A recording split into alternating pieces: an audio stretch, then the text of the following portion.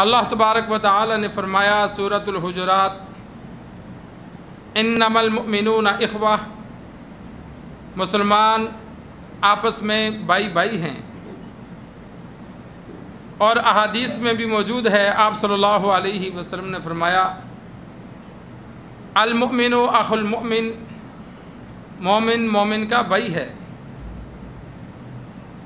آپ صلی اللہ علیہ وسلم نے اور قرآن مجید فرقان حمید میں جو اللہ تبارک و تعالی نے مومن کو مومن کا بھائی قرار دیا، مومن کو آپس میں ایک جسم کی طرح قرار دیا، تو نسبی طور پر تو بھائی نہیں ہیں، وراثت تو نہیں ملے گی، لیکن دنیا میں رہتے ہوئے ایک دوسرے کے ساتھ خوشی غم میں شریک ہونے میں، ایک دوسرے کی مدد کرنے میں، ایک دوسرے کے نفع نقصان کو دیکھنے میں انسان ایسا معاملہ کرے جیسے اپنے بھائی سے کرتا ہے۔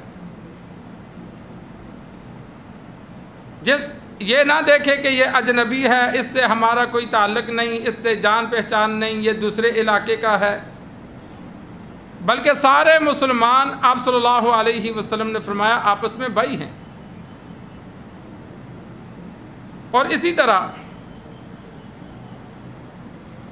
ایک حدیث میں تو آپ صلی اللہ علیہ وسلم نے کامل مومن ہونے کے لیے اس سے بھی اگلا درجہ ذکر فرمایا کہ اس وقت تک بندہ کامل مومن نہیں ہو سکتا جب تک اپنے لیے اپنے بھائی کے لیے وہ پسند نہ کرے جو اپنے لیے پسند کرتا ہے، کہ دوسروں کے ساتھ ایسا سلوک کرے جیسا سلوک وہ اپنے ساتھ پسند کرتا ہے، تب وہ کامل مومن ہے۔ مثال کے طور پر ایک ملازم ہے، اس کا اب ملازم کے ساتھ برتاؤ انسان کیسا کرے؟ یہ سوچے کہ اگر میں ملازم ہوتا تو مالک کی طرف سے میں کیا پسند کرتا۔ ظاہر بات ہے انسان ملازم ہو تو یہ پسند کرتا ہے وقت پہ تنخواہ ملے، بلا وجہ مالک تنگ نہ کرے۔ تو انسان یہ سوچے کہ اس جگہ میں ہوتا تو میں کیا پسند کرتا۔ اگر مریض ہے، بیمار ہے، محلے دار بیمار ہے، دوست بیمار ہے، کوئی عزیز بیمار ہے، تو انسان یہ سوچے کہ میں بیمار ہوتا تو میں ان سے کیا توقع رکھتا کہ یہ میرے ساتھ کیسا برتاؤ کرتے۔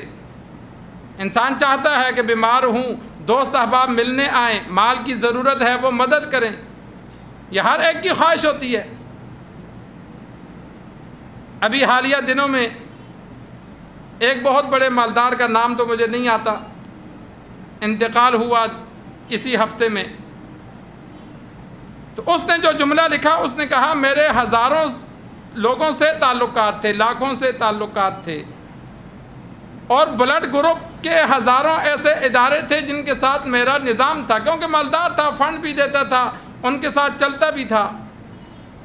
لیکن کہتے ہیں جب میں بیمار ہوا، اس کو کینسر ہو گیا، معدے کا کینسر ہو گیا، اب مجھے خون کی ضرورت پڑی، تو جب میں نے ایڈ لگایا خون کی ضرورت ہے، تو کہنے کسی نے پوچھا تک نہیں ہے،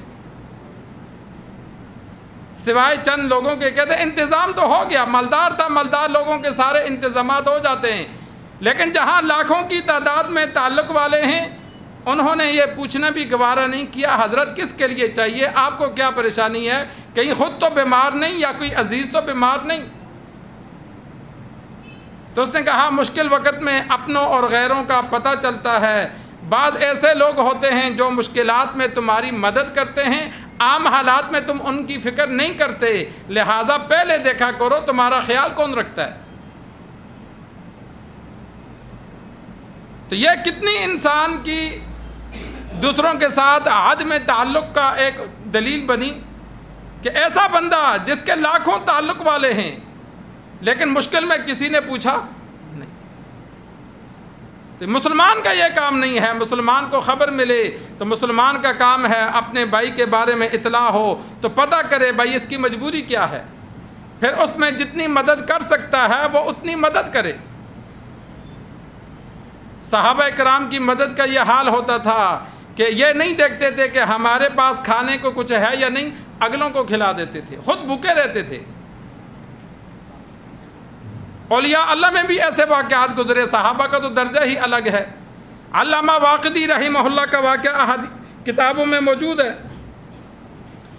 کہ مجھے رقم کی ضرورت پڑ گئی، عید آ گئی، بیوی بچوں کے لیے کپڑے لینے تھے، تو کہتے ہیں میں ایک اپنے دوست کے پاس گیا، میں نے کہا چلو اس سے جا کر رقم لیتا ہوں۔ تو میں نے جا کے دوست سے بات کی، یار عید ہے تو ابھی کچھ رقم دے دے، تعاون کر دے۔ اس کے گھر میں جتنی رقم تھی 1200 درہم تھے، اس نے سارے کے سارے دے دیے۔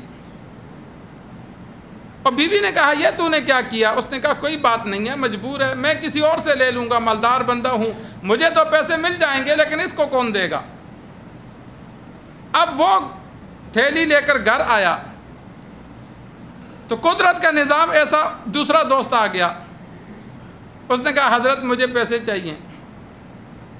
تو انہوں نے سوچا کہ چلو ایسا کر لیتا ہوں، آدھے رکھ لیتا ہوں، آدھے دے دیتا ہوں کہ میرا خرچہ بھی چل جائے۔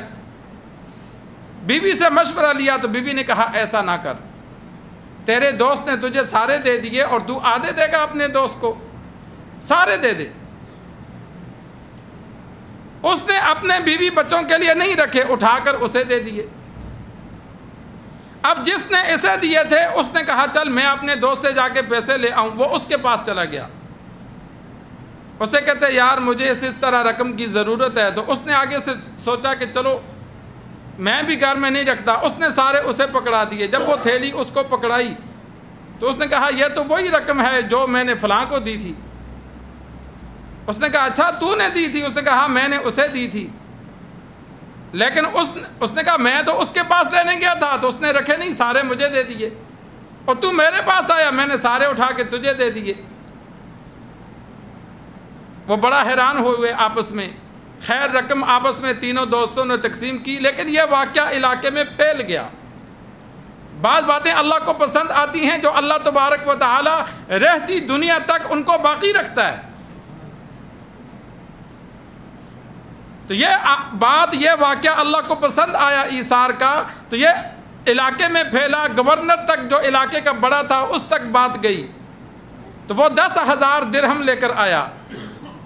اس نے کہا 3 دوست ہیں، 2,000 تینوں کو دیے کہ تم تینوں نے ایک دوسرے پر ایثار کیا، اپنی ضرورت کو چھوڑ کر دوسرے کی مدد کی۔ اور بیوی کو، جس کی بیوی نے مشورہ دیا تھا کہ آدھے نہیں رکھنے سارے دو، اس کو 4,000 درہم دیے کہ تو نے مشورہ اچھا دیا ہے۔